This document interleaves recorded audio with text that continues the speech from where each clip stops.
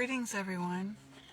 Today is going to be another short video, and it's going to be about the rich man's wealth. It's really to do with poverty and how we treat those ones who are also a part of our world family, wherever they may be, all over the world.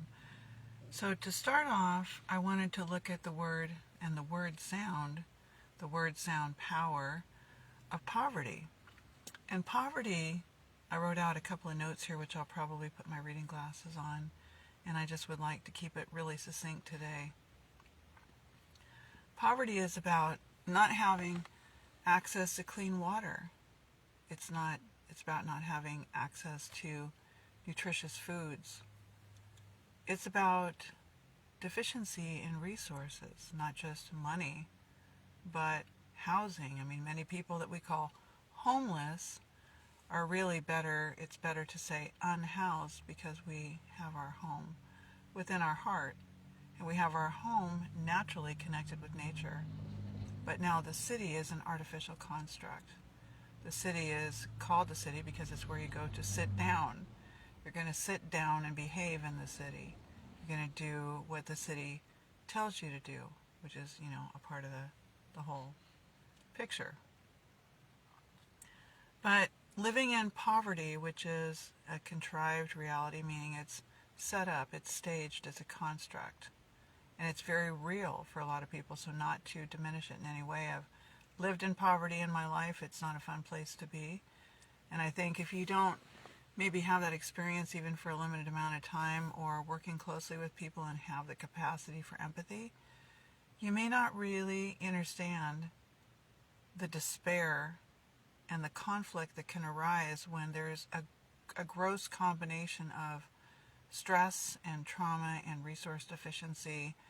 And what really brings me to bring this video for you today to share with us as we build is that if we continue to feed people in what we call poverty, which again is a construct, if we continue to feed them lots and lots and lots of wheat, and by wheat I mean bread, sandwiches, muffins, pancakes, waffles, breaded coatings on chicken nuggets, and fish sticks, and all of those, which brings me to a passage out of Proverbs 10:15, which is also a reggae song that I really likened to for a great many years, which is Life and Debt. The rich man's wealth is in the city, and the destruction of the poor is his poverty. Stemming from this, we see e pluribus unum, which is on not only currency. Currency isn't just money, it's not just paper, it's not just bands, go get bands, right? For all the bandman. But currency is paper, it's metal coins, and it's also digital. But it's even more than that. It's the blood that runs through your veins, and it's even more than that. So one of the things that I wanted to incorporate here was about poverty and wheat, about deficiency in resources. But then I want to bring in something else. What about the currency, which is part of the deficiency of resources, right? We think of it as money, capital, investments, all sorts of ways. Cryptocurrency, digital currencies, all sorts of different, inventions.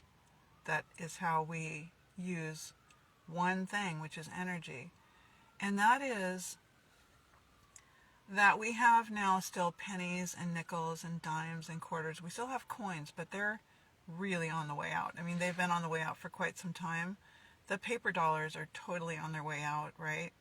Because that was just a transitional move on the chessboard, on the matrix. So what preceded the penny that we have today, which is a zinc penny, by the way, what preceded that penny was a copper penny. It was a heavier weighted copper penny. It had some value behind it because it was copper, and it also had some meaning behind it because copper is one of the most conductive metals.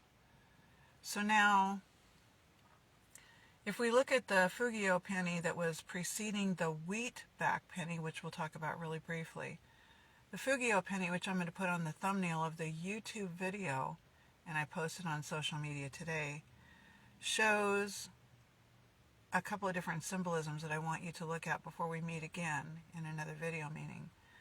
And I want you to understand that wheat has been weaponized.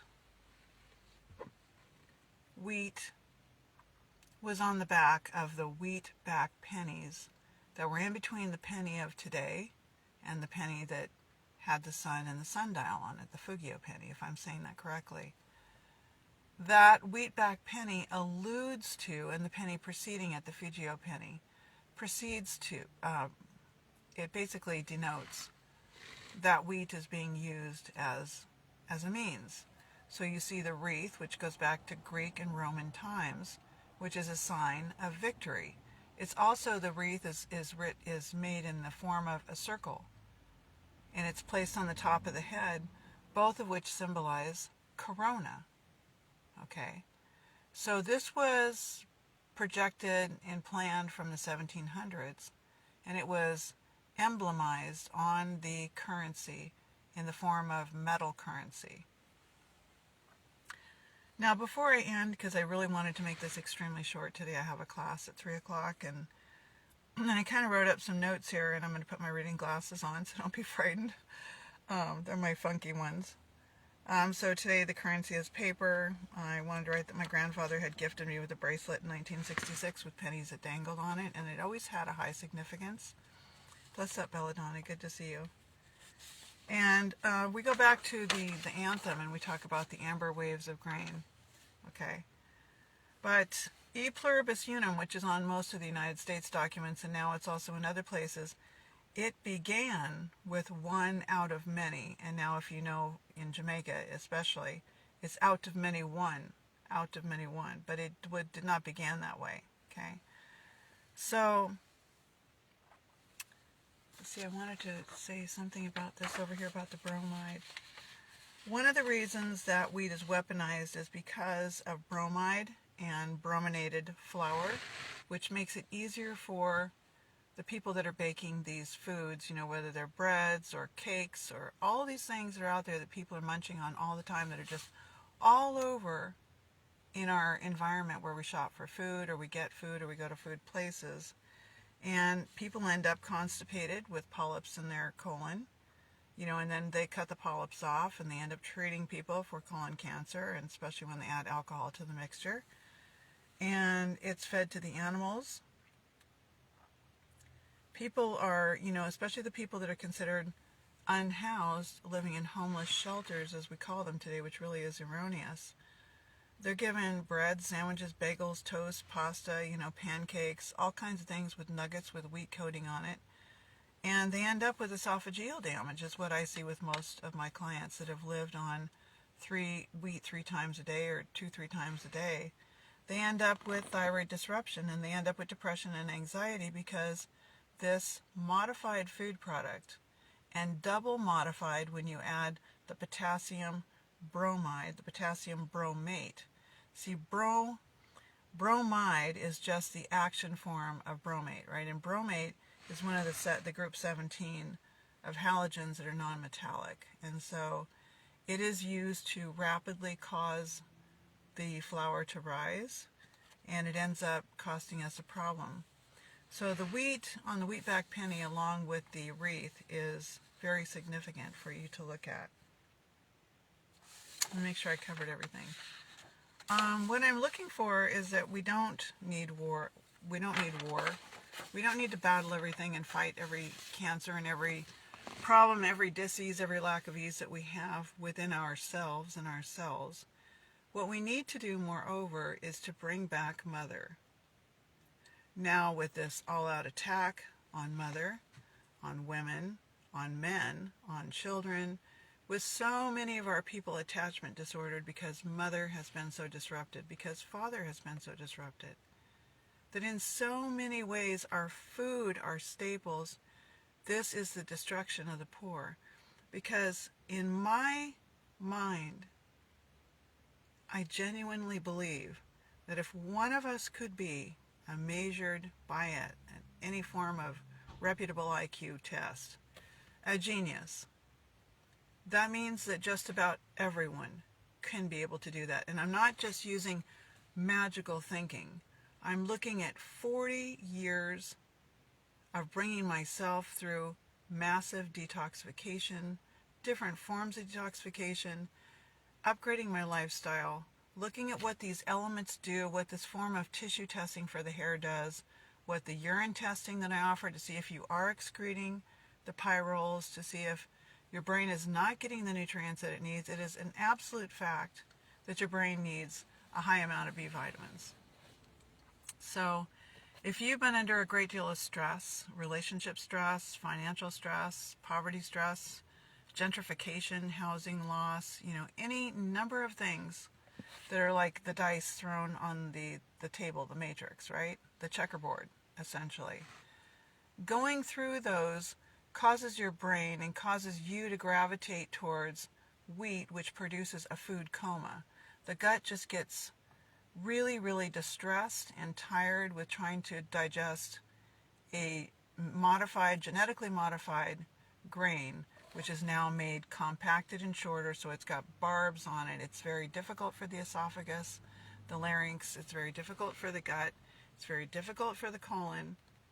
And it's causing people to lower their IQ because it lowers their metabolism, it disrupts their thyroid, and it's causing people all sorts of problems for which they go to become treated. We don't want to be treating people exclusively, and it's just about time for me to end. But what I want to say is the destruction of the poor, what is deemed to be the poor, the meek, is our poverty. Proverbs 10:15. The rich man's wealth is in the city. Always remember, the city is for sitting down. When people are sent to prison, there's a really terrible slang term that they use. You're called a sent-off, right? You're told to go sit down, and you got to sit down, right? You got to sit down, and you got to sit down, and you're not going to be part of your active life that you normally would enjoy, doing what you want to do, right? So pardon me, but I can't read this right at the moment, and it doesn't mean that I'm not paying attention. I'm in the car and I got to drive home for a class at 3 o'clock.